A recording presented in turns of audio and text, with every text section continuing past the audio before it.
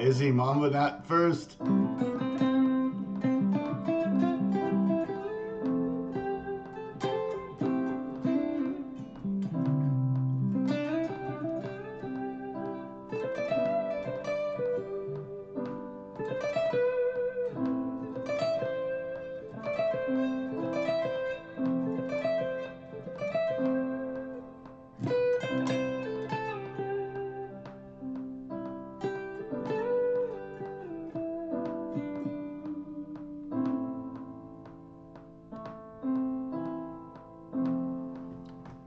It sounds weird that it sounds like the piano's off of the click. Did it move over slightly? Or is it click? Oh yeah, maybe I never quantized it. I don't remember playing to the click actually. It's funny the click's on. Could drag some drums in there. Didn't we have drum? Where are the drums? Drums. Here we are.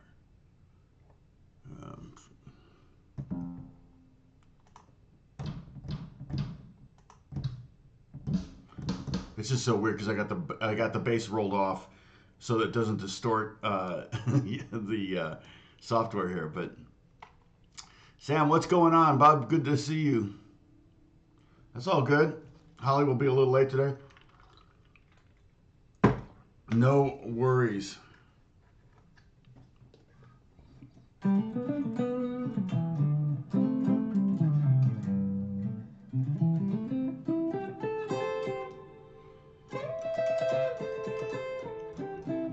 Yeah, so we've been talking about soloing. We talked about the different types of things that you can solo over,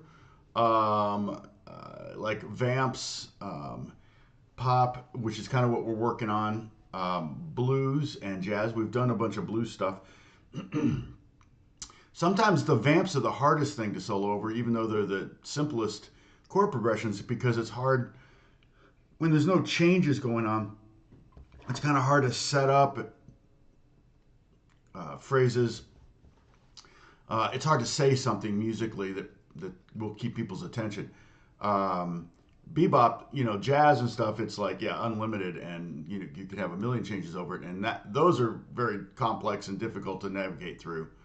And it's hard to navigate through those and say something when the changes are, going by,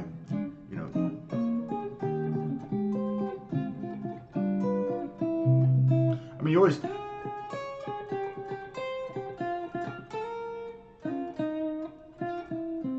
you always start with learning the melody, and then you just kind of try to build off of it from there. That's at least one way to start playing through jazz changes. And then, yeah, the blues is a typical three chord kind of thing. Also very difficult. I mean, I've told you the story about my stint with a blues band, and we rehearsed, and I think we did one gig. It wasn't gonna. I don't think it was ever designed to last, but it was fun because the other guitar player was a guitar player that I'd heard a lot about in my town in Pasadena, and everybody's like, "Oh man, he's the greatest!" And then he was hearing the same thing about me, so it was like we got to play together, and we had a lot of fun. Daryl Marini, and so that was fun. But I realized how hard blues was to not do the same four licks over and over and over again. You really had to be a student of the blues and study a lot of different players to be able to bring a lot of different elements to the different songs. And all the songs would have a slightly different groove. You might have a Texas shuffle, and then you might have a Chicago shuffle. You might have a Kansas City, or you might have a New Orleans feel. All the cities. Keep in mind, so much of the blues was created obviously before the internet and before television, and even some of it, a lot of it, kind of developed outside of the recording thing. So there wasn't a lot of cross pollination between, the Chicago players didn't really hear the Texas players, and the Texas players didn't hear the California swing players, and the Nashville players, they wouldn't necessarily hear them as easily unless they went out and bought the record, or unless a record was even made and then somebody bought it. So for a while there, you had different styles. To this day, you still have different styles that kind of in blues that fit different cities, and this is the kind of thing that happens the world over. You could probably do a PhD study on regional musics, but that's a big part of flamenco music.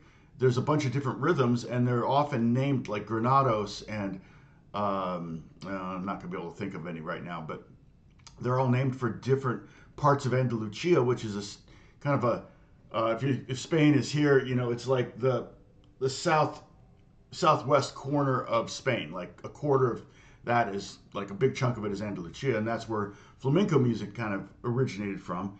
And keep in mind that's also a big part. There's a Moorish influence, which is Middle Eastern music, and so I feel like there's a lot of commonality between like the oud music and Arabic music and flamenco music and Spanish music of that region. It's that kind of stuff just fascinates me, and a lot of it's just, again, the regions were, especially flamenco music predates recordings, so they would, one area would play flamenco music this way, and then a guy would move to another area or whatever, and he would bring the music, and they would kind of do their own interpretation of it. And every place you went, there was a different kind of vibe. One of the few, thank you, Bruce. One of the few things that kind of carried over was oftentimes a lot of flamenco was in 3/4 or 6/8, so that triplet feel kind of carried over through all those different regions and the different patterns and stuff like that. But then, like I said, they would kind of make it their own, and now it's a new thing. So anyway, that's a little side thing on blues, and it basically me confessing that I was really unprepared for playing in a blues band. Fortunately, we only did the one gig. I think I would have become more of a student of it if it was kind of a regular thing. Obviously, I would have become more of a student of it. But I was like, dang it, I need more licks, And really, and we talk about this a lot in this series, with the tendency is to like just fill the solo with phrases and licks and scales and and really what you want to do is you just want to take one idea and develop it, unless you have just if you just have one solo in the song. If you just have one solo, in the night, then maybe you're gonna want to show off a little more or something. I don't know. You probably still don't. You still want to ultimately serve the song. Whatever's best for the song, that's what you do. But we've been talking about just kind of starting places, finding we have a 4-chord progression here.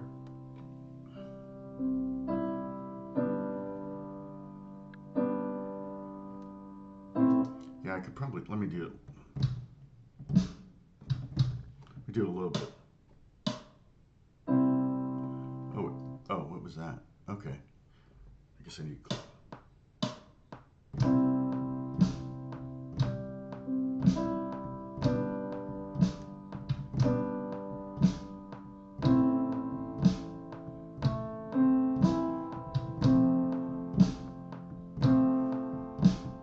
That should do it. That piano, I think there's something off on that piano, so I'm going to fix that right now. I don't know. Was it there before, or did I nudge it or something? I think I nudged something. Boom. Yeah, these two should be right on the quarter notes. There we go. I think that's better. Everything else looks okay. Oh, maybe ignore that. I'm going to move to the same thing here. All right, let's just go to quarter notes here.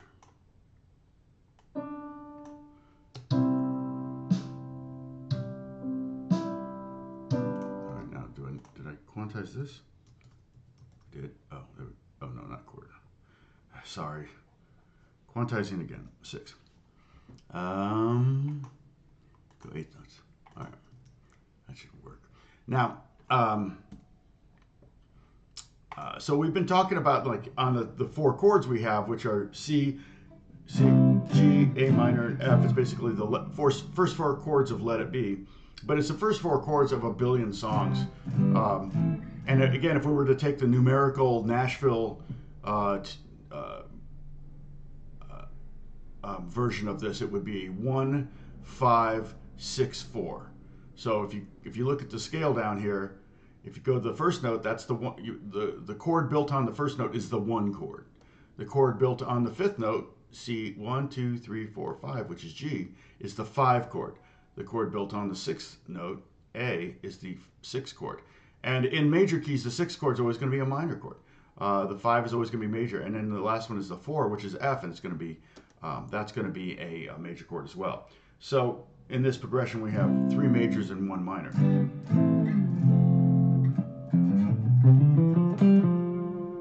Now, I think, we went through and we found the roots. What was it? C, G, A, F, or whatever. Which sounds like Close Encounters of the Third Kind to me.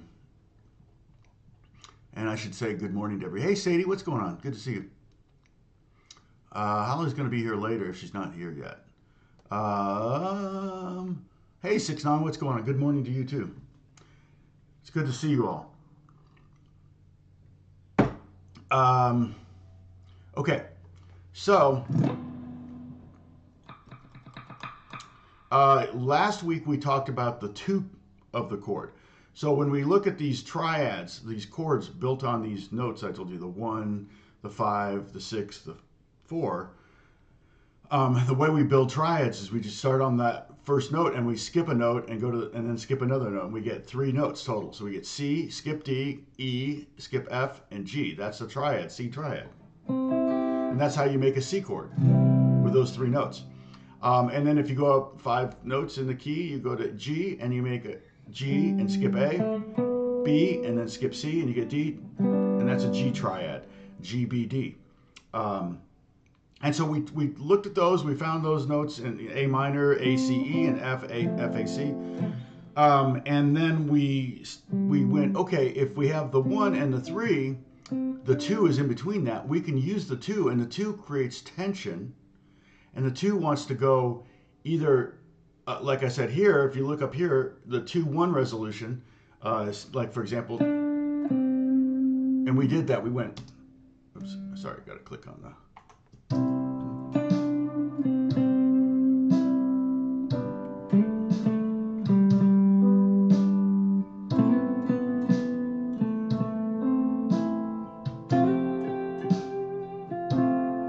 so I'm going to the 2 of each of these chords, and it creates tension. It's beautiful.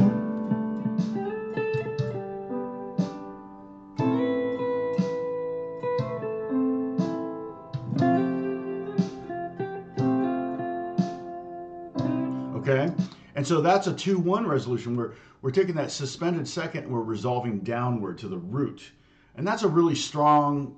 There's a real strong pull there, like I said, it's a really what it is it's a starter. But I do find that when I'm soloing, I kind of gravitate to those sweet tones, the tones that are not necessarily in the triad, but will work over the triad. And we're going to do the 4 suspension today.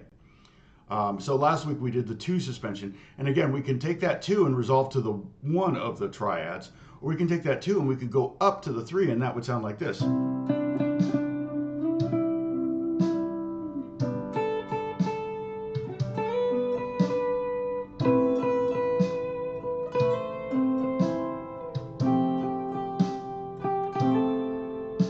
And you could go back, you could go up on this one and then down on that one, up on this, and then down. You can mix it up if you're gonna use a lot of seconds over your chords. You can totally mix it up so that you're not doing the same 2-1, 2-1, 2-1, 2-1 on every chord, or 2-3, 2-3, 2-3 on every chord. You can kind of mix it up, and that kind of helps make it interesting. Okay. So we did that. We went and did the second. And so if you want to get deeper into that, just watch last week's video. And probably it's starting about 15 minutes. I started talking about it and probably went to about an hour and 15 minutes in. I'm on some medication right now, so I'm a little lightheaded. So if I'm feeling too dizzy to go on, I think I'll probably log out, just so you know. All right. Let's see. It's legal medication. It was prescribed. Come on. No, it's not painkillers. Just antibiotics. So, okay. So we can find the 4 very easy if we just know the 3 or we know the 5. We can either go up from the 3 or down from the 5. So if we look at C, the C triad over here, so you see the triads over here. All right. Good morning, Holly. Now finally joining us. Gosh. Yeah, hit that like button. Smash that like button. You can also hit little hearts over here and make little hearts fly. See, I can do it. Watch. Woo, woo, hit it. Boom. Heart, heart, heart. Woo. I don't know if you can see those. Can you see the hearts? Or you can go to the 100%. Or you can do the what the heck? Or the party on. Yeah, you got lots of things there. Very exciting. So, so if you can find the 3, like on C, the third C 1 3 5, the E is the 3. The letter after the note after E is F. So F is the 4. Yeah, I understand. I had one of those too. I've had one of those mornings so far. Okay, so play your C note right here, 5th fret on the 3rd string, and then play the E note on the 5th fret of the 2nd string, and then play your G note on the 8th fret of the 2nd string, and there's our triad.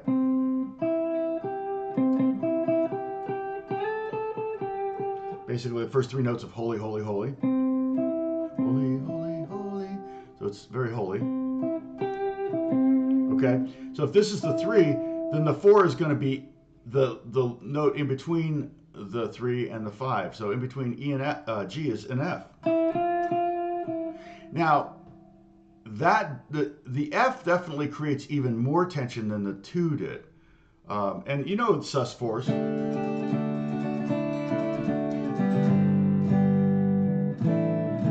Those are all sus4s.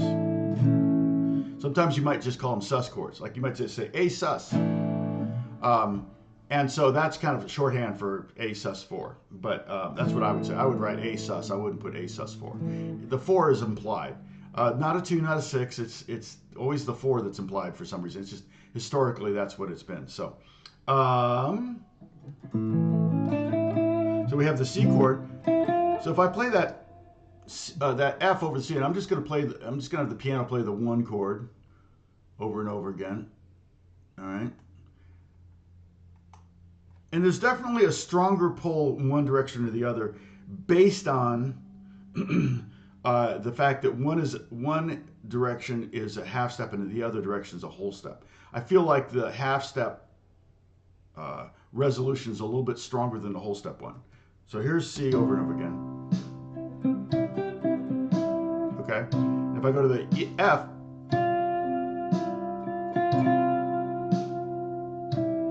right? Play that F. So 6th fret, 2nd string.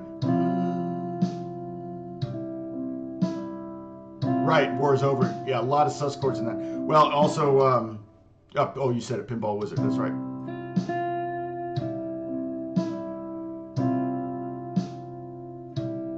The Pinball Wizard sus chords creates a chromatic movement too.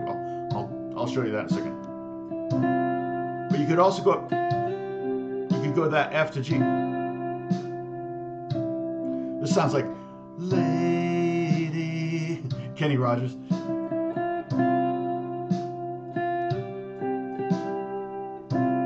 So go F, E, go F to G. F,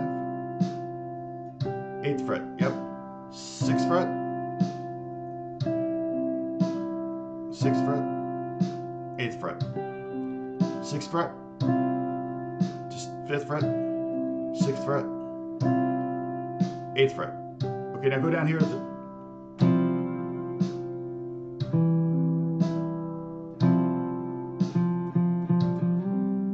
Now you could also easily use it as a passing chord or passing tone, and then it's just basically a segment of a major scale.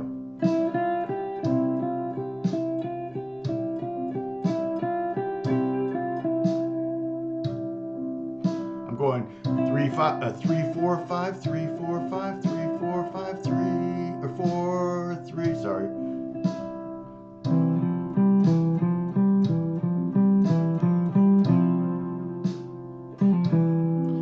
And you don't have to sit on that 4. You can also go.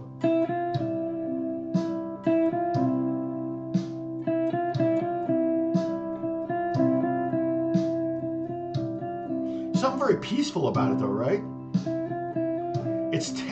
There's tension, and so there's always kind of a peaceful thing about. Yeah, what's different today? Have you figured it out? There's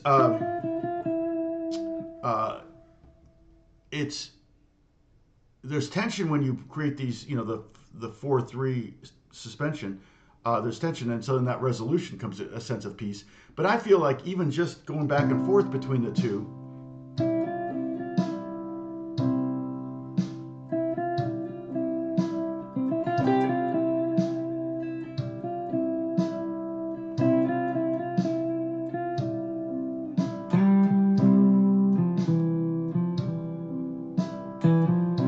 there's a million melodies that use that kind of movement between the 3rd and the 4th.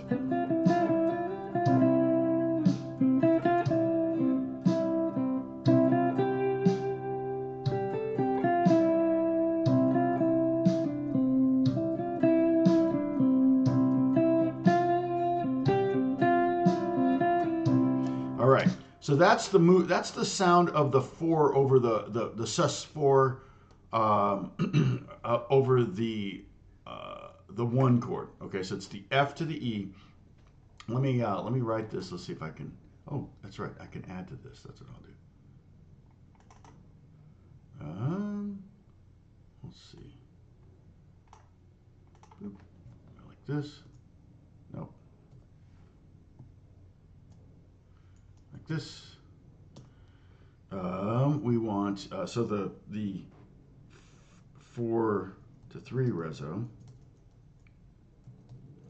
And so over the C, it's going to be F, or the C, sorry, it's going to be F to E. All right. Over the G, if we look at the G,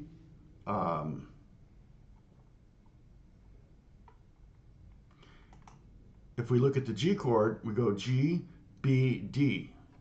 Okay, so you have the triad is G, B, D. So the 3rd is B, so that means the 4th is the note in between the 3rd and the 5th, and that's C. So that's the root key. So I could just go to, the funny thing is it's not going to sound any different than jamming over the 1 chord if I just sit here with the 5 chord. If there's no context. You don't know this is a 5 chord if I just start this, okay?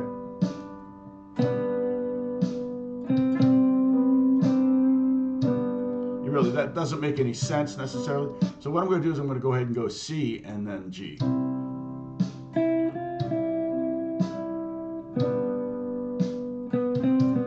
Okay, do that with me. B, C, the E to F, and then go to the B note at the 4th fret of the 3rd string. So there's our 3rd. This is the 3rd of the G here. And here's the 4th. So sit on that C. There's that tension.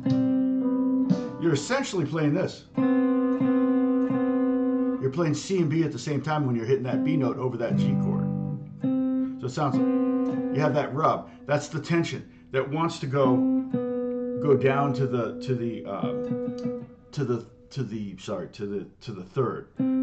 And it also could go up to the 5. So we'll do the 3-5 also. I'll write that up. But yeah, so there we go. I probably could write this out a different way. Well, it's fine. It's fine. All right. So let me finish this. I'll go ahead and do all of it so we have it all. So the G resolution. So that would be C. The 4 down to the 3 would be C to B. On the A minor chord, it's going to be, instead of a half step, it's going to be a whole step. And so that's going to be D to C. And then on the F chord, if we go F, A, C, A is the 3rd, B is in between A and C, and B is the fourth in that, and technically it's what we would call a sharp 4, and it generally wants to it actually wants to resolve to the 3, but it's got a real strong resolution to the 5. So of the 4 of these chords, the one that has the strongest 4/5 pull is the F chord, the 4 chord in the key. So the 1 chord, the 4, the 4 wants generally resolve to the 3. On the 5 chord, the G chord, that C note really wants to go to B. On the A minor chord, it could go either way because it's a whole step both ways, D down to C or D up to E. So it doesn't really matter, but I feel like the D, it's pretty strong pull down to the C. But definitely when we play that B over the F chord, we get this.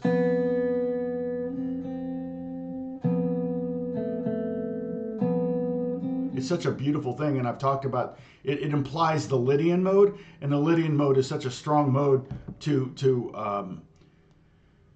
use for for creating drama in movies and stuff like that. It's very, very common. I mean, pretty much every Lifetime movie has the Lydian mode in it. Okay, so.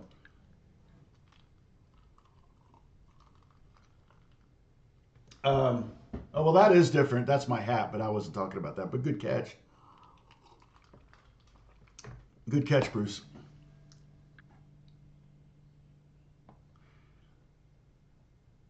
Oh, I'm so close to 130 subs, 130,000 subs. I know. It's going so slow, though. No, it's like 500 a month or something. It's not very fast. That video is getting so old. So the B to A, that would be your 4/3 resolution. Now, if I went on and did the 4/5 resolution, 4/5 resolution. Okay, over the C chord, that would be F to G. Over the G chord, that would be C to D. Over the A minor chord, that would be D to E. And over the F chord, that would be that B to C. Okay, and we're going to do all of those. But I've just got them all there. I don't know if you can see those. I can make them a little bit bigger there. All right, a little bit bigger there on the side. I can even, if you're not on a very wide screen, I can kind of move them here so you can see them a little bit better. All right. So now, can I make this? Is it already bold? Let me see what happens if I make it. If I got the bold option, select font, regular. Oh, I can do. No, let's do bold and see what it looks like. Okay. It might help a little bit. Okay.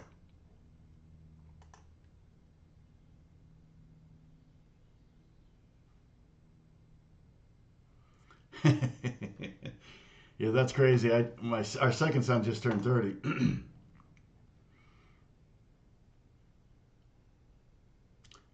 Guitar sitting on the stand. No. It's not really a guitar thing. I don't know. Maybe you won't. Maybe you won't notice. We'll see. Okay. So it'll be one of those things when once you know, you'll have to go back and watch the video and go, dang it, how did I not see that? But it's kind of like the Sixth Sense. Right?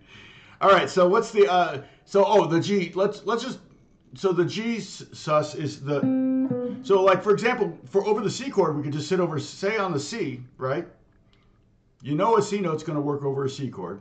It's not very interesting, but it works. And there's nothing wrong with it. And then if we stay on the C chord when we get to the G chord, that's where we get that rub. The G chord is going to have a B in it, and you're playing a C, it's going to sound funny, and then it wants to resolve. And then we can do things like that. We can go 3/4, 3/4, 3. Melodically, we can do 3/4, 5. Where it's kind of more of a passing tone than you're sitting on it. Kind of go either way with these sus tones, okay? So let me play over this again. Here we go, C chord. You can do one finger. Do that. Nice, right? And go to C again. Really in the pocket, really on the root, and then just want you to hear that. Back to the C. I want you to hear The relationship. Woo! A little tense. Now let's take it up to D. So going up 2 frets. Now that's a really nice resolution too. Ah, Bruce got it.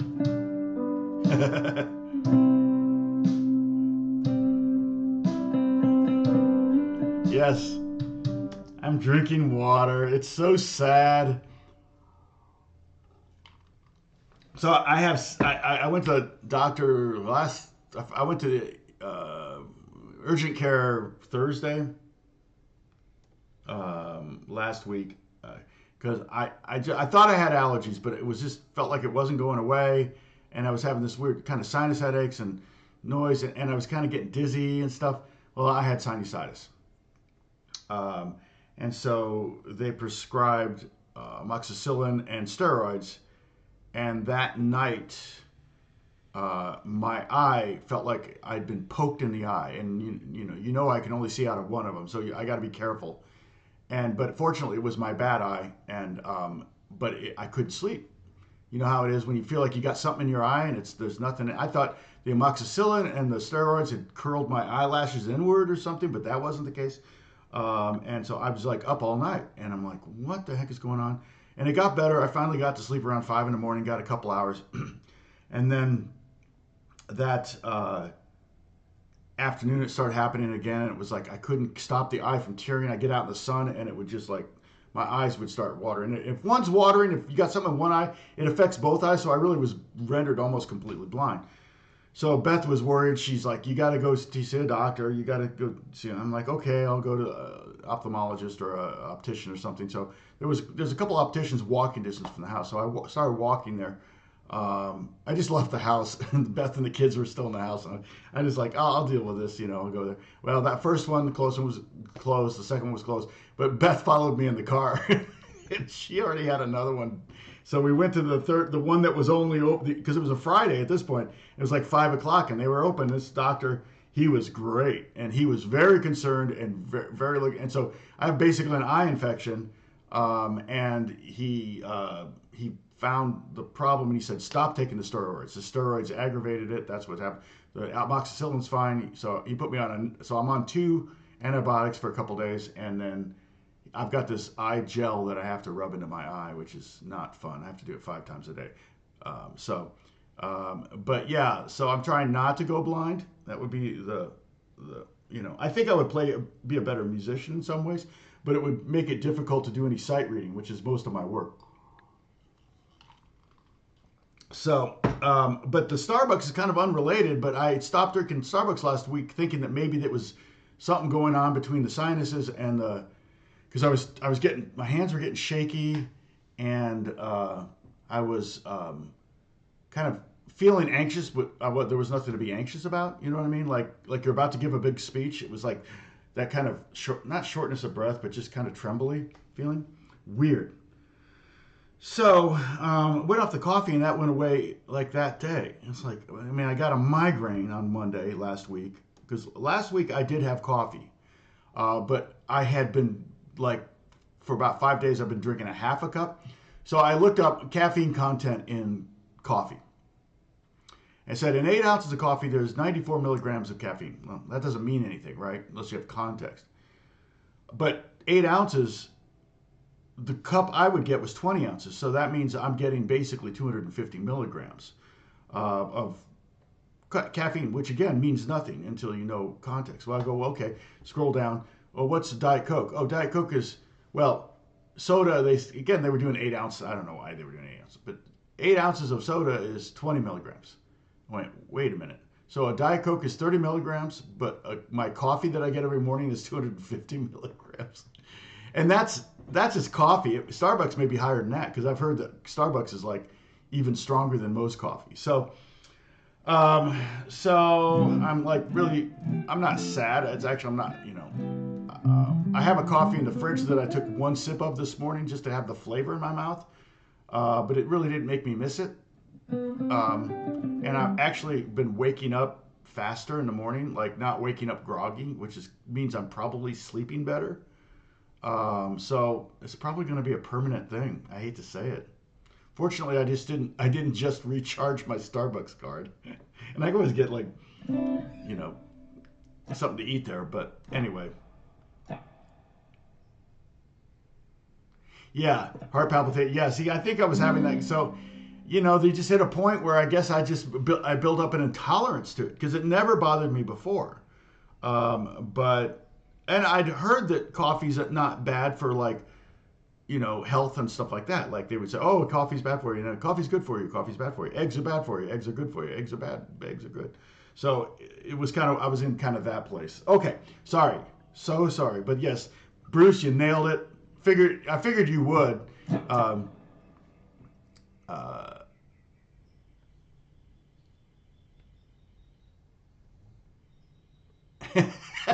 yeah, I know, right? I know, and people like I guess so many people see me walk into Starbucks every day. Like, oh, I saw you walk into Starbucks the other day, and people will give me Starbucks gift cards and stuff like that because they think of me as the Starbucks guy or whatever. I call it Saint Arbucks. I own stock in Starbucks. I made a lot of money on it. Not a lot. I mean, I didn't. you know who?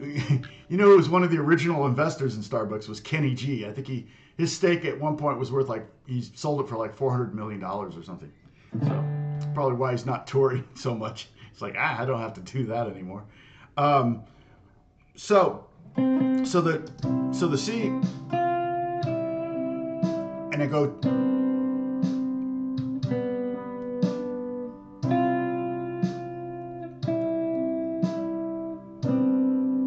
Again, you hear that tension? So we're going F to E over the C chord, and then C to B over the G chord. Now let's go up. F to G. And that would be the 4/5 resolution.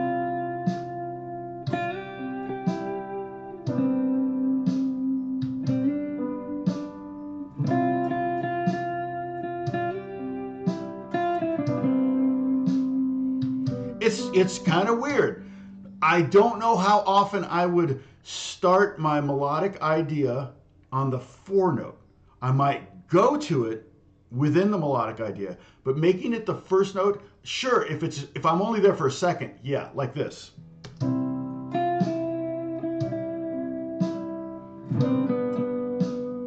Right? That's not too offensive. You barely have that tension because you're not sitting on that 4 of the chord for very long. Like I said, I probably wouldn't start my melodic idea on the 4 and just sitting there, unless some kind of drony statement. Like for example, if I just sat on C,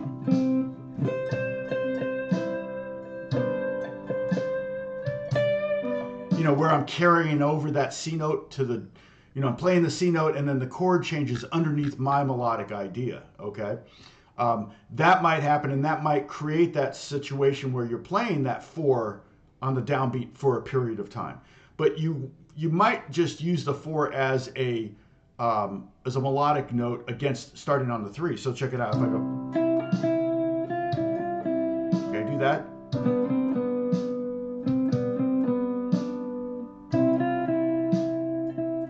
Uh-oh. I see it, you guys. Sorry.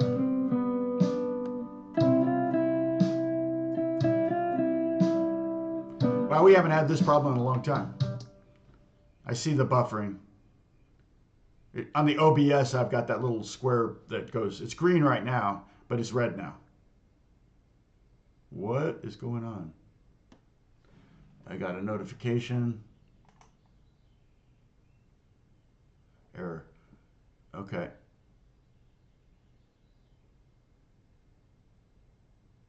All right.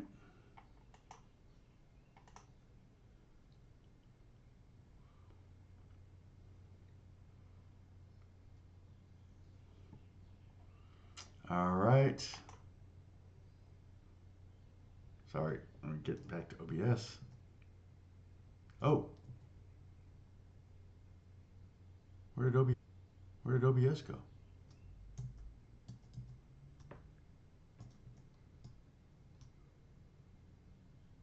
What the heck? Oh, there it is. That's weird. It disappeared.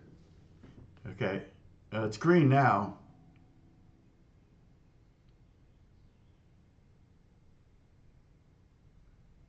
No, no, no. Yeah, it's not you, Sadie. It's definitely me. Whoa, internet. It's been a while since.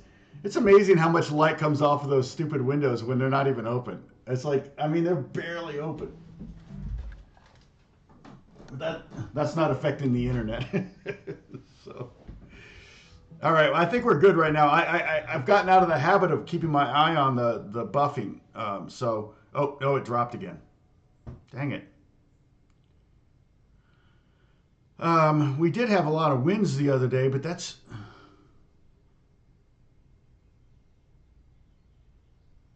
Oh, okay. Well, that's good to know, Gary. Yeah, I mean, I want to be as healthy as I can. I'd say that coffee was part of my identity, but okay. So let me move on to the four. To the sixth chord, the A minor, and we're gonna play C. We're gonna play D note. So here, and to C. So seventh fret of the third string, and this applies to any D to C, but that.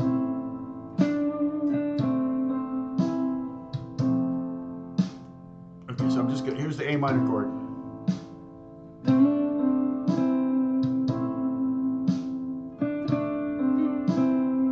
I love doing that. That's a little like melodic. It's a vocal trick, basically, that you throw on the guitar.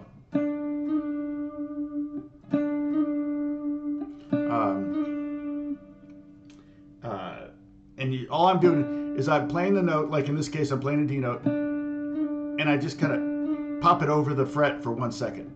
Not even a second, a millisecond. As fast as you can. The key is kind of the timing of it. Right? Yeah, see, that's why it's not going, because I don't have any caffeine in me, so the internet's slower. Okay, so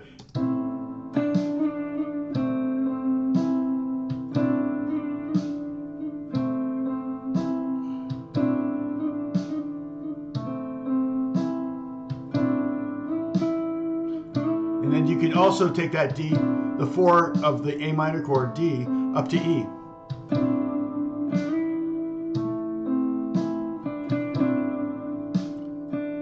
So 7th fret to the 9th fret.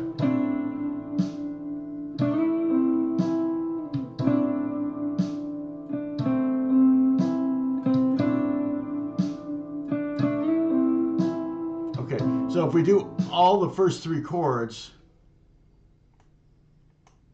we get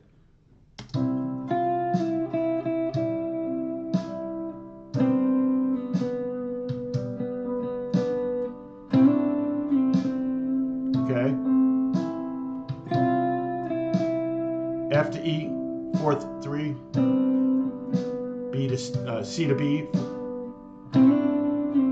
Sounds really nice in that context, doesn't it? So, and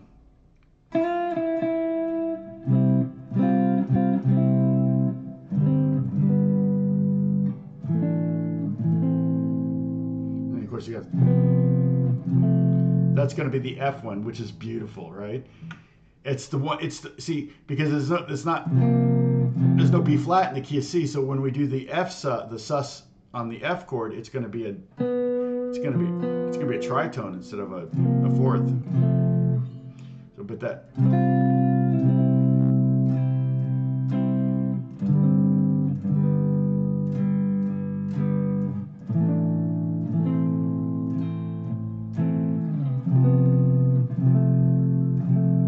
Oh, thanks, Bruce.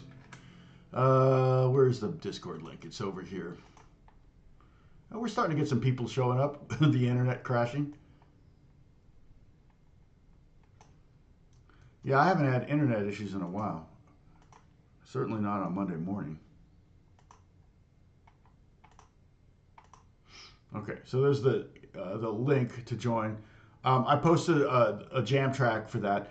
Um, yeah, and the new jam track that I just did is just. What did you think of that? Having the having me film. I'm going to stop for a second. Normally, we'll get to the four chord here in a second. Normally, when I do jam tracks, like those bluegrass jams, they go on for like 10 minutes, and I'm like, I'm not going to play this for 10 minutes. Same chords over and over. So basically, what I do is I play like 4 times through the progression, and then I copy and paste. And then I'll do the other guitar, I'll do like 5 times through the progression and copy and paste. That way, you're not ever, if you're listening with headphones or in stereo, because with the bluegrass stuff, I'll do 2 guitars.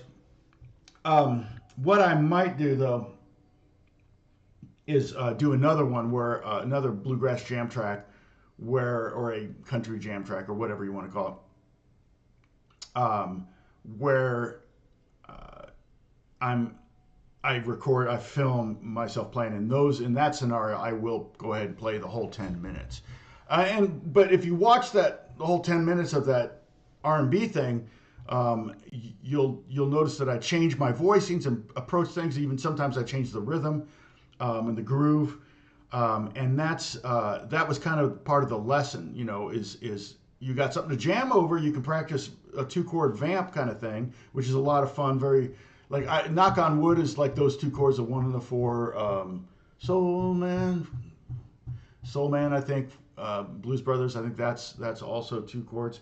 A lot of that kind of stuff, that R&B review from the 60s kind of vibe, that would be soul music from the 60s. A lot of 2-chord vamps there. Yeah, you got an ad. Sorry, Bruce. It's automatically putting in ads every 30 minutes. So worried about and they're staggered, so you won't all get ads at the same time. Oh no, buffering. Dang it. At least when it's buffering, it's not going to like 0. It's going to like 1,000 kilobytes per second. Let's see. It's at 2,600 kilobytes per second now. Nope, it's dropping. Orange, red, 700 kilobytes, 900 kilobytes, 600. Dang, 1,200. It's just going to be, the whole video is just going to be me saying how many kilobytes I have. and watch this video get like billions of views. It's mesmerizing, isn't it?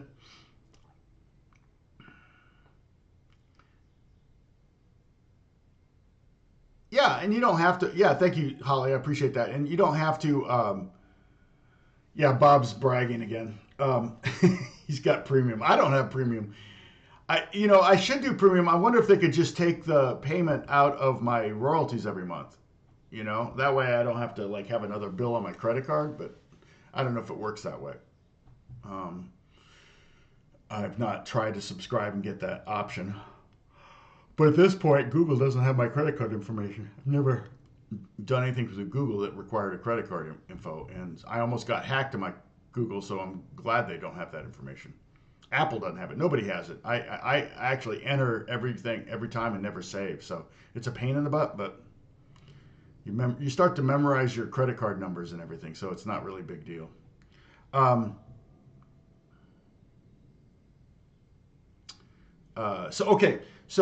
So the A minor, again, if we look over here at the A minor chord, you see A, C, E, okay, A, C, E, that's the triad.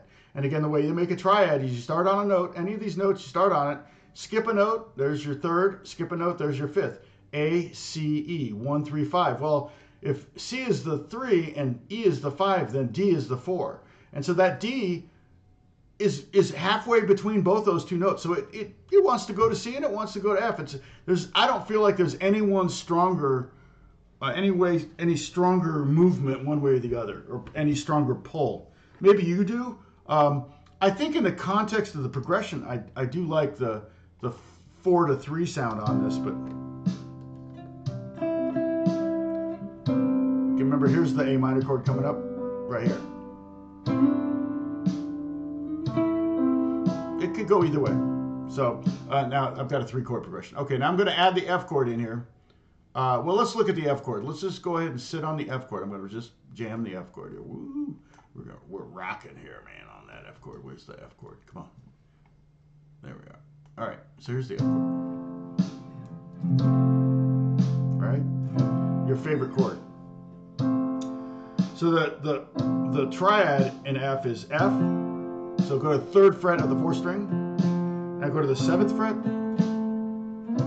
And then go to the 10th fret. And there's your triad. Your holy, holy, holy. Okay? 1, 3, 5. Well, the scale tone that's in between this 3 and this 5 is a B note. And this sounds like the... It's that B note there. Hit the open B string if you want. And that's beautiful, beautiful, beautiful, but tense. It's beautiful tension.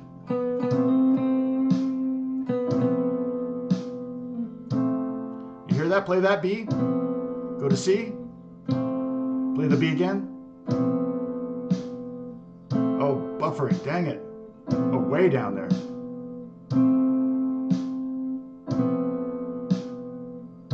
Paul Rich. Sorry, we're having buffering issues today, Paul. Not normal. It's been a while. It's been a long time since we had an issue. It's on my end. It's on my end. It's not your computer. It's my computer. Or not my computer, but something about the internet. I can do the speed check right now, but it's kind of pointless to do that. I mean, I don't even know if like rebooting everything would fix anything because it's not really my computer. It's really the internet outside my house. So right now it looks good. So that's a beautiful note over that F chord. Now if you play an F bar chord and you open up that B string and you play just to the 2nd string, you create an F triad basic F major chord with that sharp 4. I will call that a sharp 4 when I'm talking about it.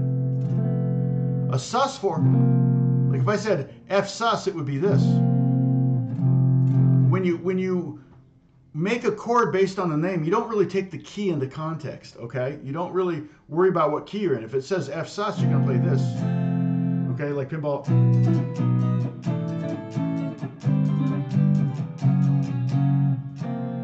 Okay? But that's not the kind of sus that we're talking about. We're sussing a sharp 4 or a sharp 11. It's the same thing, okay? If you're confused about that 4/11 or whatever, that whole thing. So if I count up the scale, the C scale starting on F, which means it's a Lydian scale. Don't worry about it. There won't be a quiz on this. But if I count up 1, 2, 3, 4, I get a B. With that, okay. And then if I keep going 5, 6, 7, 8, 9, 10, 11. There's that the 11th. That's actually a sharp 11. But it's a beautiful. I love the sound of that. And you can add that open E and get a major 7th with a sharp 11. It's a great chord. So basically I'm playing an F chord without barring. I'm just getting this. So it's 1, 3, 3, 2, 0, 0. Hey, Zactor, what's going on? I love that shot of you on tour. Are you going to Europe with that artist? I clicked on her profile and she's got like 2.5 million followers. At first I thought she was like a children's singer. Like I used to do shows with this lady that did shows for kids and they would be packed. I mean, thousands of kids because of the way she was dressed. But I thought that was pretty cool. Big arenas you're playing at right now. Let's see. Okay, so that you might call it the F Lydian chord, and it's 1, 3, 3, 2, 0, 0. Is kind of how I would play it. That's what that chord I was just playing. Buffering. Sorry about the buffering.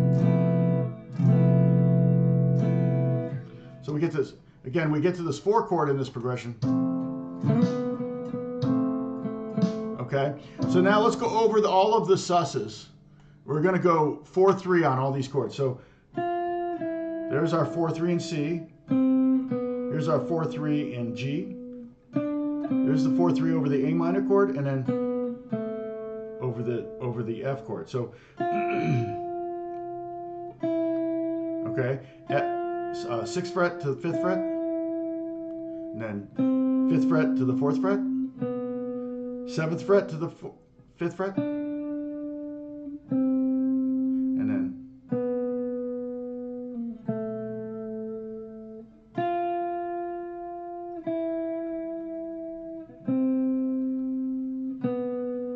you might even be able to hear the chords there. They're not playing, but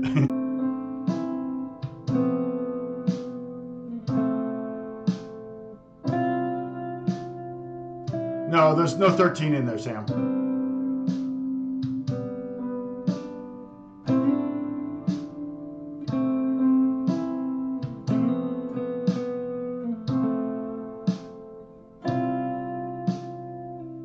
Oh man, we're getting down to zeros.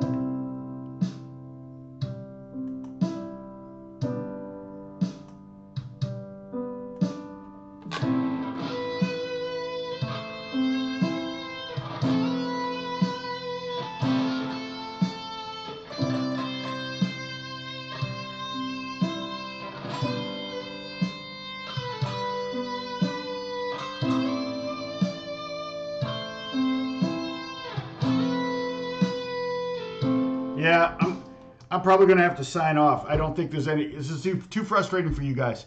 On my end, I could just keep going and going and going, but it's not like a good video is going to upload. It's going to be a buffering video that is up there. So it's not like you can watch this later and it's not going to be buffered. So if it's going to keep doing this, I might as well log out. And like I said, I'm kind of battling a little bit of dizziness.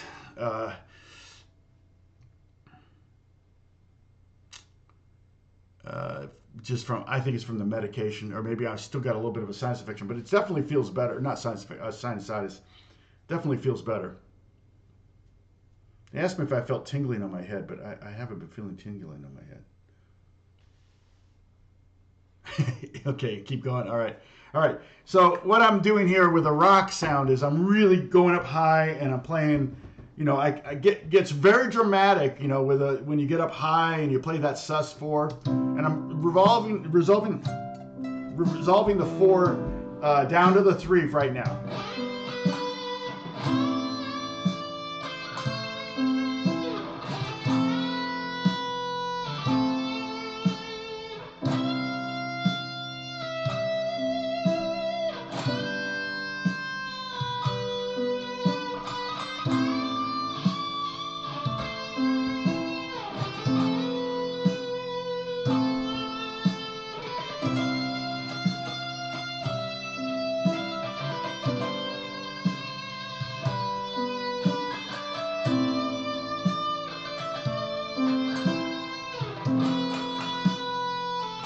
Okay, now I'm going to take that 4 over each one of those 4 chords. Okay, the 4 chords are down here. C, G, A, F. And my guitar is probably too loud for the piano, right? Balance is probably not very good. I need to, again, still figure out how to send this directly to you rather than through the microphone.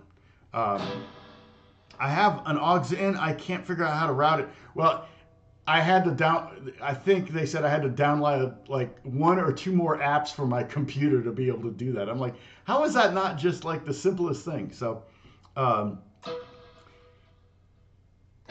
Slash is taking notes. Yeah, Slash is one of my best students. Now I'm going to take that 4 though of every one of those. Okay, and I'm going to do this 4 to 5 resolution. Now, I wouldn't recommend doing one or the other. I recommend doing all of them. Like all of these, you can mix all these up, and we haven't even gotten to the 6 yet, or the 7. We're going to talk about the 6 and the 7. And again, it's kind of all about playing the unexpected note, and making your solos a little bit more interesting. But it's also about understanding harmony, and it's also about giving you a starting place, like an idea. It's kind of like an idea generator.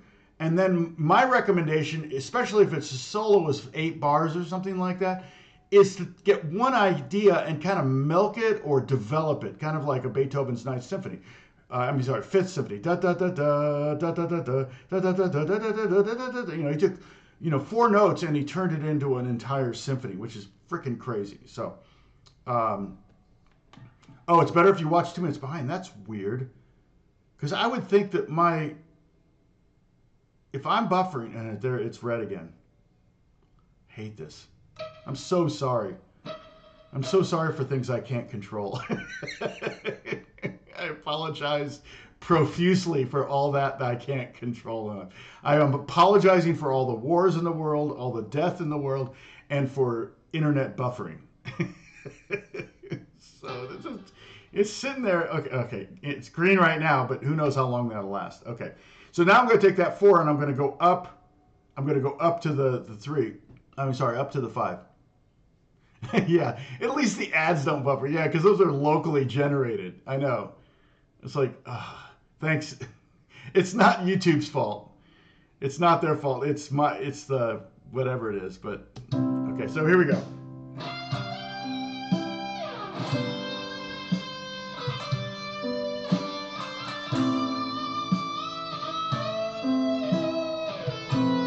Pitchy.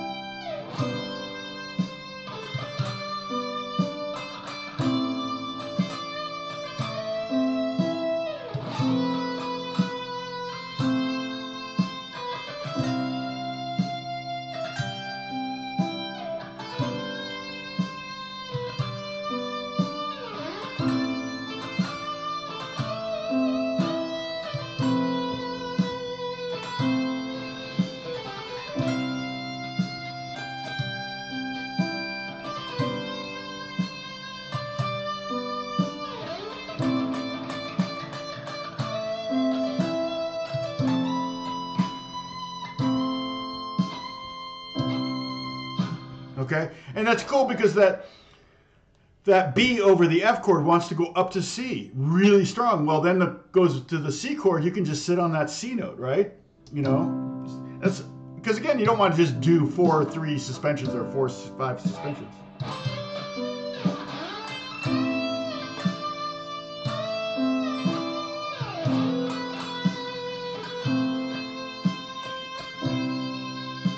And I could sit on that B note over the whole F chord. Like this. Check this out. I'll just sit over it the whole time.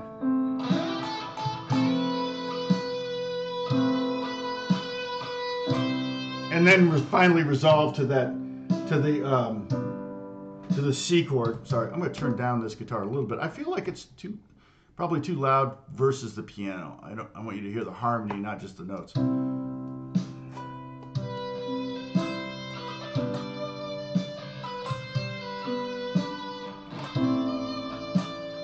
So I'm going to do the 4/3, 4 to the 3rd.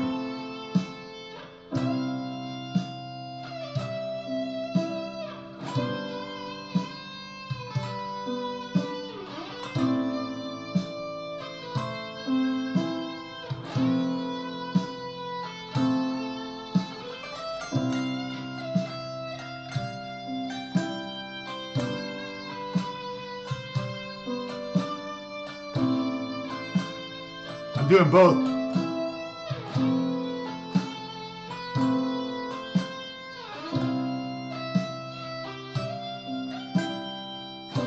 So I'm going 4/3, 4/5. 4/3, 4/5.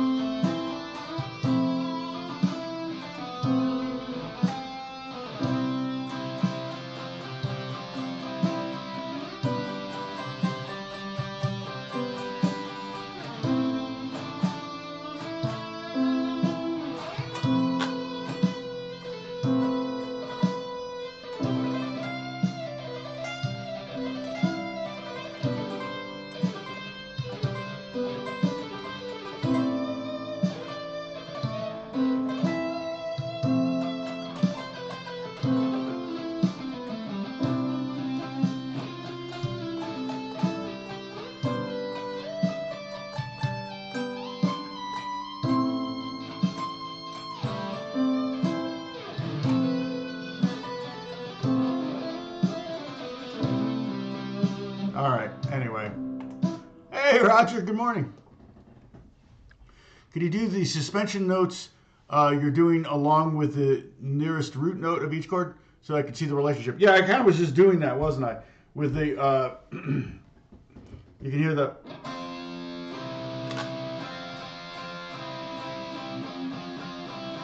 So there's the root, and here's the 4, and here's the 3.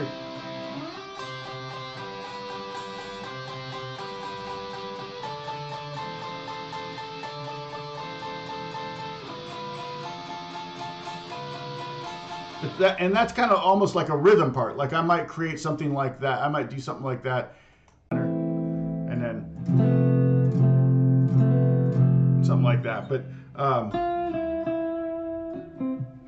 I should probably let me edit this.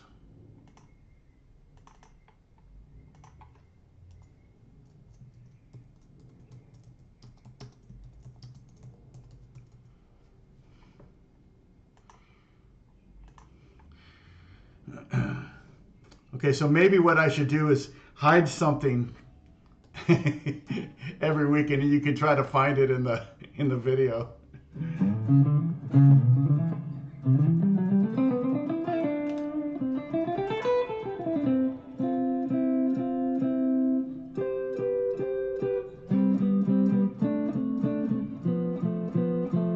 So yeah, and the root. It's good to know where the root is at all times of each of the chords, but it's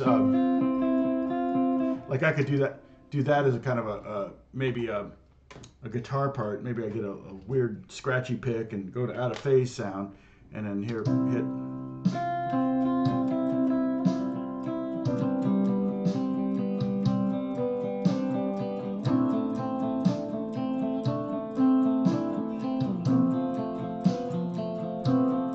I might go.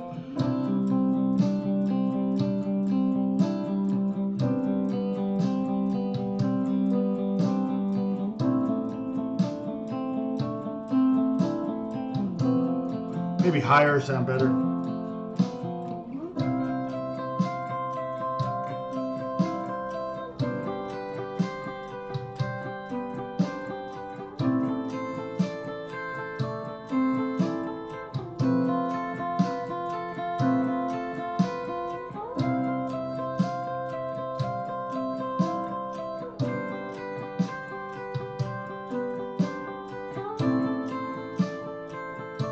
Hey, mix. Sorry, we're buffering a lot today for some reason. Appreciate everybody sticking around. I can't believe, we still have, well, we only have about 16 people. Normally we're in the more 20s range, but yeah, the view counts have been going down. I'm just not as appealing as I used to be. People don't want to look at my mug anymore, especially I'm getting older.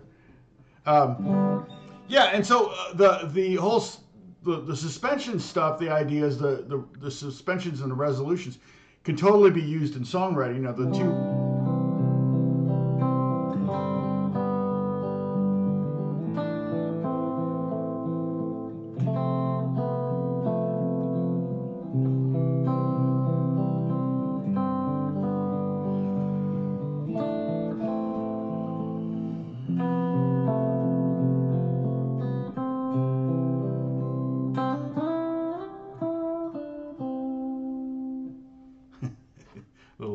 little Lord of the Rings for you there. Let's see what else is going. Okay, all right. So I was doing all of those suspensions. I was doing and over the C. I was doing the 4/3, the 4/5 over the G. I was doing the 4/3, 4/5 over the A minor. I was doing the 4/3, 4/5. All of those. And then over the F, the beautiful sharp 4 to third.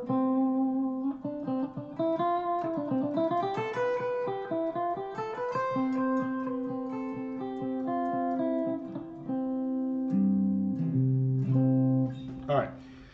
So let's see what else is going on.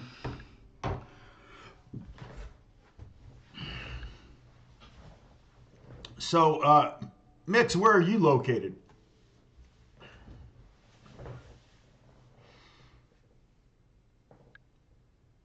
The buffer, yeah, it reaches for buffering. And now it's green. It's probably you probably logged off and it went away. It was your fault. It was Jeff. Uh, I'm all out of love. Yeah, yeah, 100%. Oh my gosh, yeah. In the 70s and pop writing, the late 70s in particular, that whole, the two thing, the four thing, the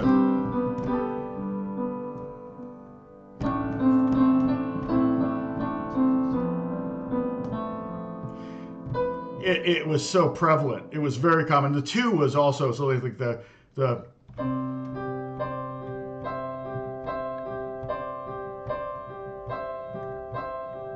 would be the right.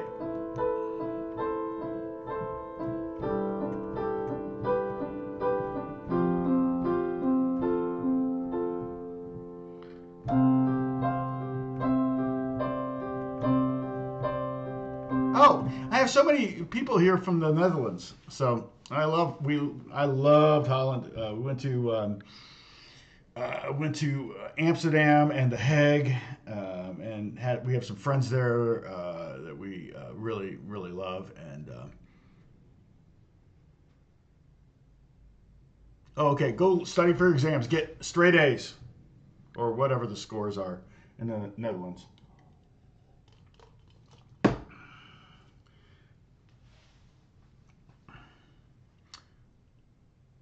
Oh, okay. Bird. Okay, Bird Fogel 126. Yes, Bird. I did a video on that. Let me see if I can find it. But I'm not just gonna make you watch a video. I can talk about it a little bit too. One thing you want to do is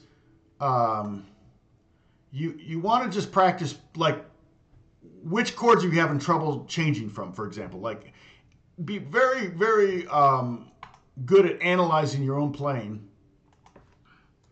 And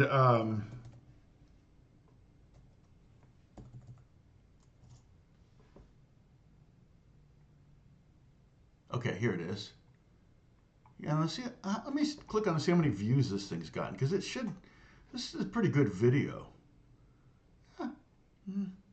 4,500. I mean, not great. None in the last 48 hours. So nobody's watching this video anymore. And this was filmed here.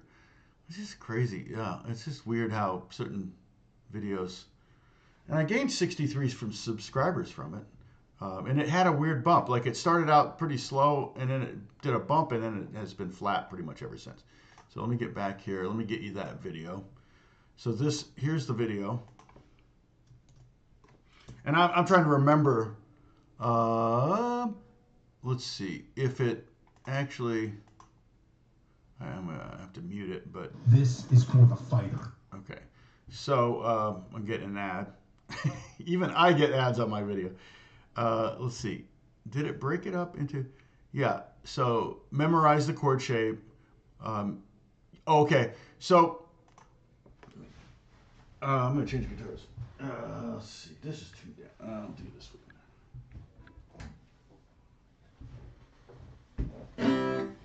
one.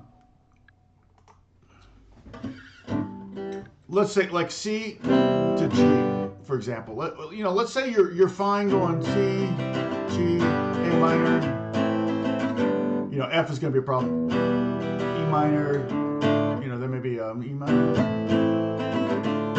And you got all these chords. C, G. Let's say you're having a problem with A. And you're playing a progression that's like G, E minor, A, or G. A, and in A you go, oh man, I can't get it or whatever.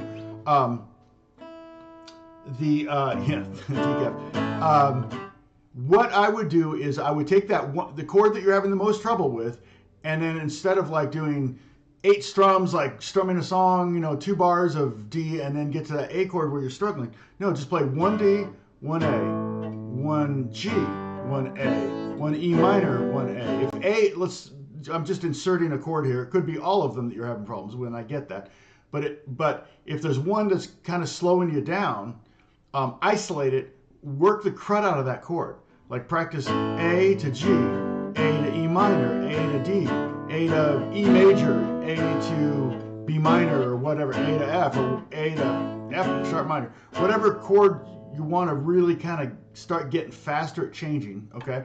One thing you can do too is kind of notice the paths that your fingers are taking. So like when I go from D to G, like this G here, my third finger isn't going anywhere. It's staying there. My first finger is going up to here. So my first finger is going up 2 strings, but staying on the same fret. My second finger is doing yeoman's work. It's going from the 2nd fret of the 1st string all the way to the 3rd fret of the 6th string. So it's traveling the furthest distance. But you can even practice that, okay? And then add in your pinky for that. Okay. Another thing that you can do is just to practice changing chords faster. Again, if you're having problems with the A chord, get your A chord, take your fingers off, go like this, and then make it again, and then take your fingers off, make it again, and do that a bunch of times until that chord becomes automatic. Your fingers automatically just kind of go to that chord. And it may take a while. It may take days, weeks before you're really comfortable getting to certain chords.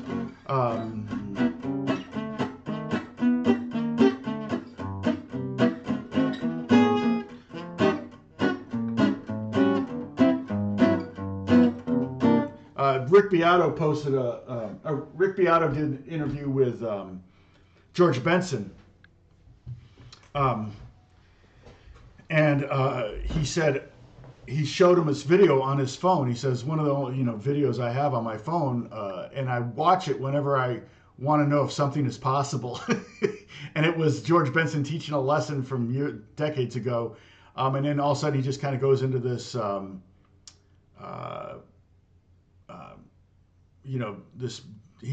He's improvising the blues using chords and notes and melodies and everything. And George Benson's one of the greatest guitar players of all time. He's just amazing. And his facility and his ability to do all of that, the speed with which he changes chords and his precision of finding things all over the fretboard is, I can't even imagine doing it. And I'm a good player. I'm not a great player, but I'm a good player. And I can't even imagine doing it. Let's see if I can find that. George Benson.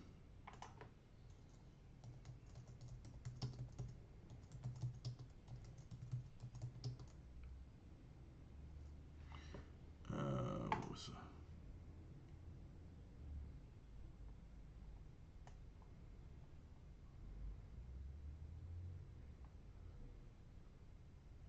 how to practice.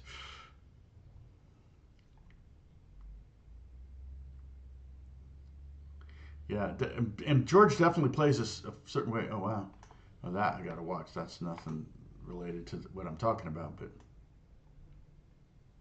this is recent. Yeah, I'm just digging. Where is that video? Well, I can also timestamp it in the Beato video. Let me see if I can do that.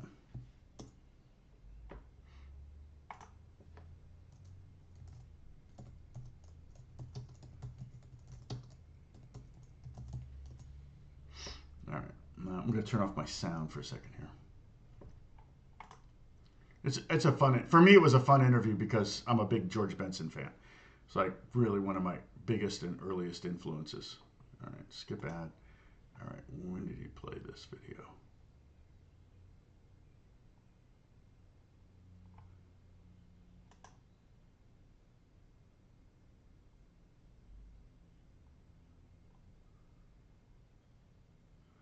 I'm just scanning.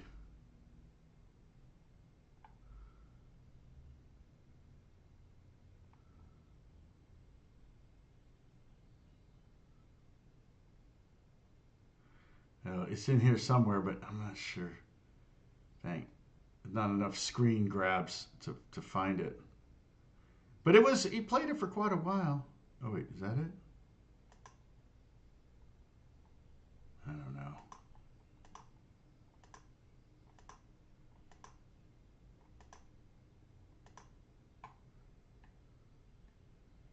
Dang it. Oh wait, is that it? No. because they're listening here. Oh, here it is. Okay, I found it. It's just sick.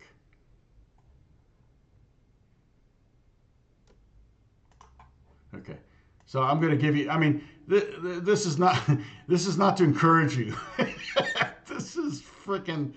Let's see, share. Start. There we go. Okay. So this won't necessarily encourage you, but holy crud! I think it's got the. It should have the timestamp, but if it's not, it's about an hour in, hour and 9 minutes in, exactly. Let me see. Let me see what this looks like. Boop. Let me, I guess, can I see the? I can't. Okay. Anyway, I think it's timestamped for that, but um, 40 watts. Yeah, he played polytones for a long time. I remember I never had a polytone, but there was the store that I taught at, Phelan's in Pasadena, in Indiana, Carmel, Indiana, outside of Indianapolis. They were a polytone dealer. I think they wanted to be kind of like the jazz musicians hangout or something. And there was Earl Grundy. Was it Earl Grundy? Let me hold on. Earl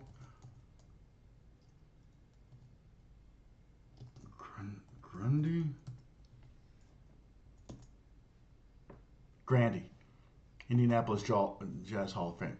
Earl Grandy was a blind pianist, and he died 91. Yeah, so he died kind of about 10 years after I moved here. I used to give him rides home. He would hang out at the store, and he just was like, he knew jazz. Um, he knew jazz. He taught Wes Montgomery how to improvise, and he just was an Indianapolis fixture.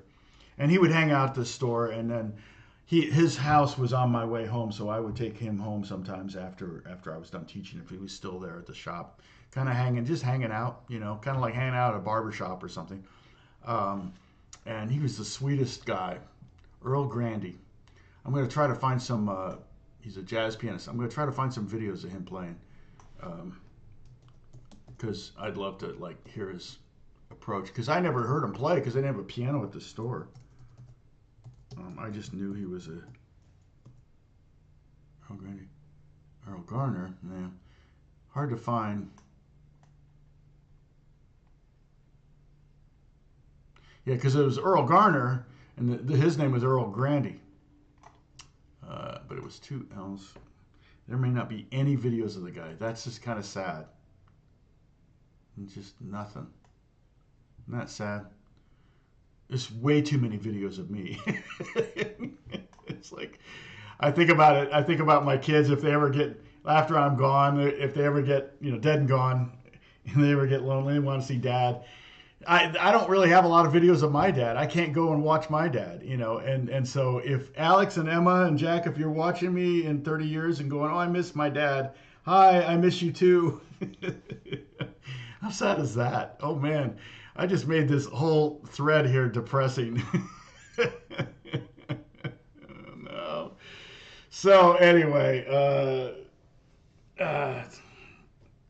water's dripping.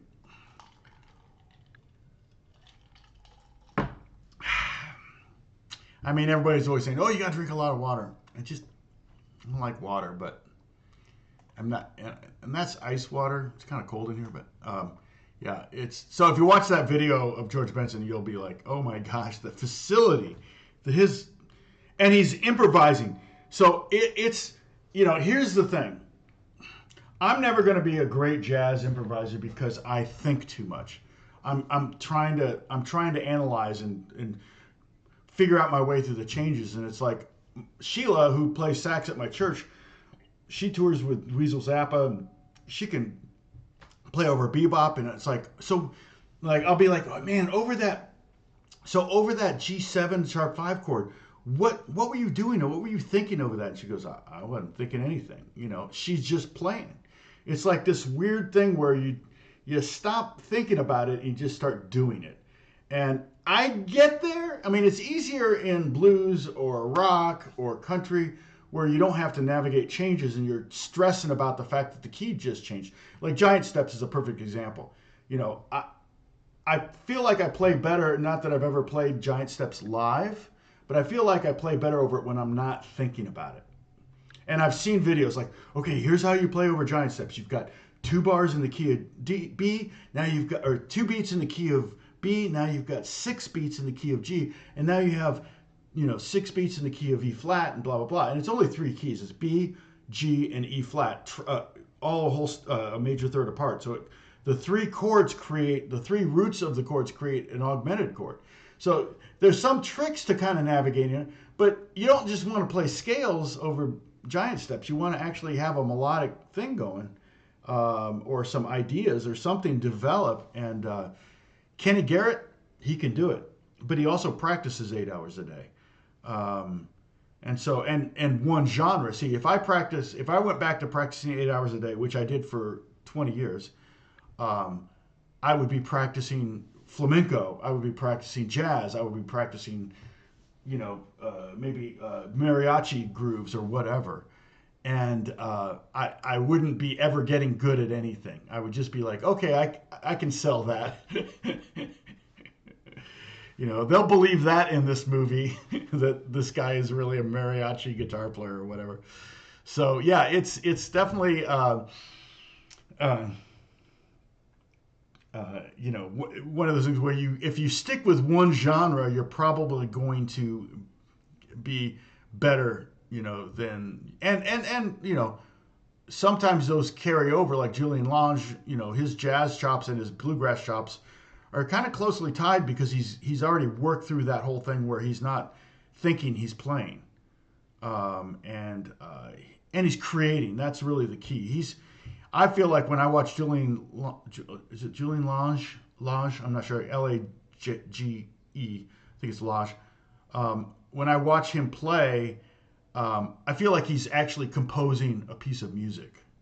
He's not improvising. He's actually composing a piece of music. He's developing something. He's fishing and hunting and all of that. And you're watching him do it right in front of you. And I love that. I mean, that's, to me, a really good, it's entertaining. And it's not even the notes that he's playing that makes it entertaining. It's the process that he's revealing when he's playing those notes that to me is wow, wow, that's fascinating. It's like watching someone, it's not boring. I mean, watch someone fish, but people watch people fish, there's fishing shows, but when you're just watching you see maybe a kid like with a bunch of Legos and they look at them and they start building something and all of a sudden they've built this really cool thing and you're like, whoa. And that's kind of what it's like watching Julian Lange. He's got, okay, here are all the keys, here are all the notes, here are all the scales, here are all the chords. Okay, let me see what I can put together here, and boom. And that's what George Benson does in this video. It's like, how are you doing that? And it's just like, and maybe it's all stuff he's done 1,000 times. He's just kind of worked these things out. So it's fluid, because when you watch me play, a lot of times it's like, I'm playing lines that I've played 100 times before, or 1,000 times, or 1,000,000 times before, and so for me, it's not really particularly difficult. So you can, put a little bit more emotion behind it when it's something's easy, and you don't have to think about, oh, is this the right note, or am I in the right key, or what fret am I at? You're not thinking about any of that stuff. You're just playing, and again, that's called being in the zone, and that's the goal. For me, whenever I'm trying to solo over something, is to just kind of get in the zone. And one way to get in the zone faster is to really know the song. Well, I don't really know Giant Steps. Like, I know it, but I don't know it. Like, I can read it, I can play it, I can do it like a chord melody version. Where'd my guitar go? Hold on. I must have gone to piano or something. Oh, I turned my volume down. That's right.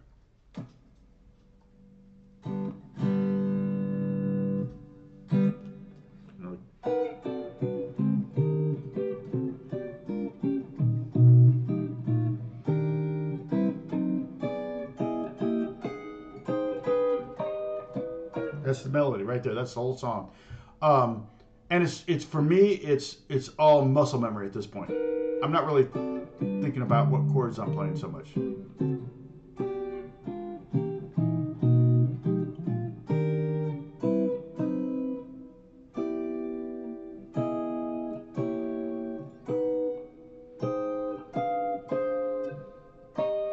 might change some things. Like I might go A minor second, A ninth, A minor ninth to D9 to G6, or I might go to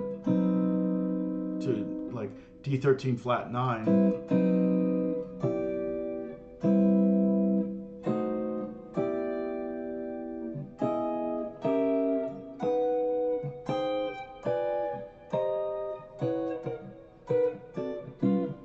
Yeah.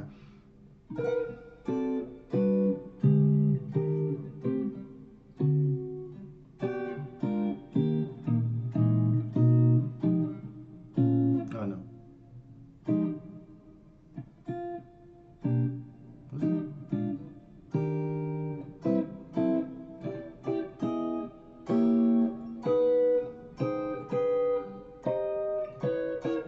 Yeah, so um,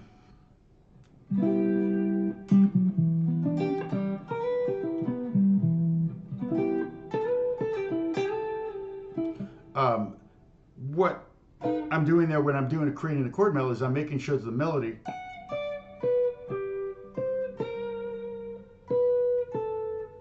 and then it goes to here.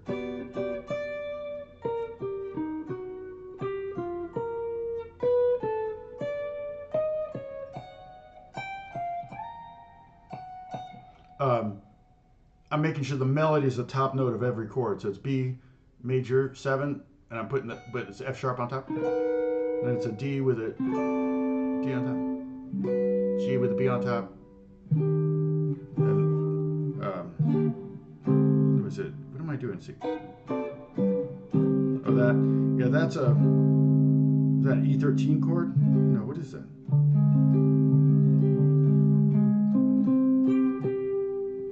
It's okay. The E7 maybe with a sharp 5 and a sharp 9.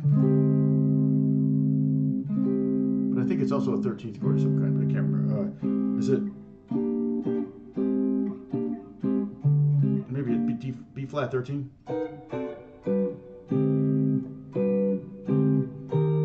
Yeah. Oh, B flat 13. Yeah. Because there's the one chord, E flat, and then it goes to A minor to D7, and then it starts on G. Same exact phrase, same exact fingerings. But yeah, it's hard to start in the middle of it because again, it's muscle memory for me. I don't really know giant steps. I have to have the chart in front of me. I mainly just because I haven't really sat down and go, okay, today I'm memorizing giant steps. Besides that, that's like I said, muscle memory. Today I'm memorizing the chord progression of giant steps, and I want to memorize, so much so that I can hear the chords when I'm not playing the chords, and that's kind of the key. So we talked about this with playing over the blues. You want to, if I'm playing the blues, you kind of want to be able to hear the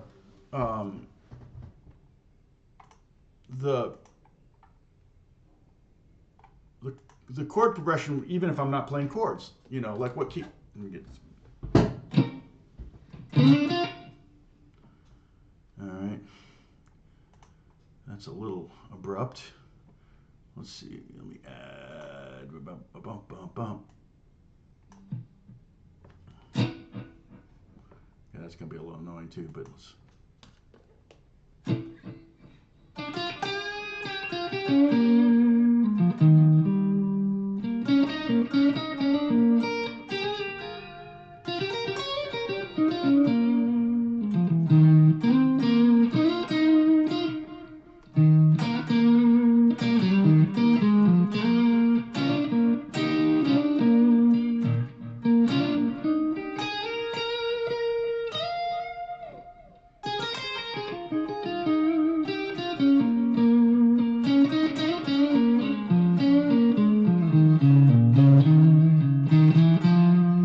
Should be able to hear when I was on the 1 chord, the 4 chord, the 5 chord, and doing the turnaround based on what I was playing. And I'm hearing the blues progression in behind me. I was like,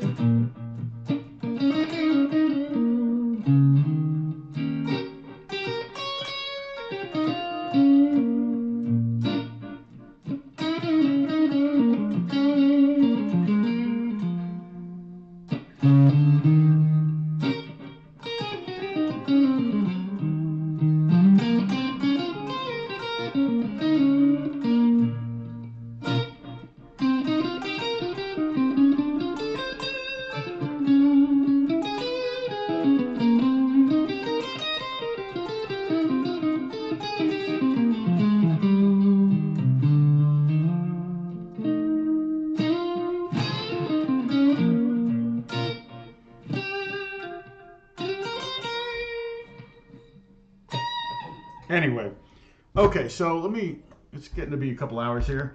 I'm going to sign out. It's not buffering, of course. Um, Giant Steps, I don't know why it's called Giant Steps. Jazz songs, often don't have any rhyme or reason to them as far as the name. It's like, oh, look at that pretty tree. What's that tree called? Okay, I'm going to call the song that. But maybe, yeah. Like I said, the keys in Giant Steps are the key of G, and then B, B major, and then E flat. So it's go up a major third, go up a major third, go up a major third. It just keeps repeating itself. But the timing of it is not the same over and over again, which is crazy. So it's like 2 beats of one key, and then 6 beats, and then 4 beats, and then 6 beats, and then 8 beats, and 8 beats, and 8 beats, and then 2 beats, and So it's kind of hard. Once you get to the second half of Giant Steps, when you get to that part, that's just 2-5-1 in boom, 2-5-1 in G, 2-5-1 in E flat, 2-5-1 in B, 2-5-1 in G, and then it goes just for 2 beats. It goes to the 2-5 in B, and then it goes back to B. So so we're buffering. Okay. All right. Well, anyway, thanks for hanging out through the horrible buffering. I'm sorry about that. I apologize for everything in the world, particularly things I don't have any control over. I apologize. So anyway, thanks everyone. I started a new video, and now as I'm like thinking about it, I may have to reshoot it. I need to maybe reorganize a little better. So I'm hoping to have it up, but it's a pretty involved video. It's one of those. So I may do another jam track one just because they're easy. Let me just look at that new jam track one. I can, if you don't have a link to it, I can post it, but it's just my most recent video. So if you go to my channel, you can probably see it. Let's see if I've gotten any new subscribers from that. Sometimes when I do those jam track videos, I lose subscribers, at least at first, because analytics. Because people don't. I got 1 subscriber from it, and it's not even in the range of my normal video. Now it's doing a little bit better right now in the last 24 hours, but we'll see. Maybe it'll get a tick. Maybe someone will recommend it in the right place, and occasionally I'll get someone, hey, can I use your track for my record? Can I download your track? And it's like, yeah, just give me 50% of the royalties. Put me down as 50% writer. If you're going to play, if I'm creating the whole track and you're just playing on top of it, let's do 50-50. That's a good deal for you. You don't have to create a track. So if anyone wants to know. So that's it. I will, thank you, Bob. Thank you, Holly. Sam, thank you. Yeah, I'm not going to get rid of it, but yeah. And then I will, and I could go in there and chop out a couple sections. That's true. I could do that. Or I could give you my password and you could do it. But the, I have no idea. So, you too, 6-9. Roger, thank you. Again, Holly, Bruce, thank you so much. Rest that eye. It's so much better now. That gel is nasty. Okay, and get this. The little tube of gel, it's literally like this big. $550. Like, really? $550. So fortunately, we have insurance. I would have paid $550 for it. If the doctors, I might have balked, but I really try not to mess with my the Era tours on Disney. Yeah, Emma was there. I wonder which one well, she probably filmed a lot. I may watch that. I don't know. I just don't. I don't know. We'll see. Taylor and I written a song together. I've never met her though. I met Justin, but Justin, Taylor, and I wrote a song together. It never got released. All right. So we'll talk to you later. God bless you all. Thank you so much for watching, and take care of yourselves. Be safe. Bye bye.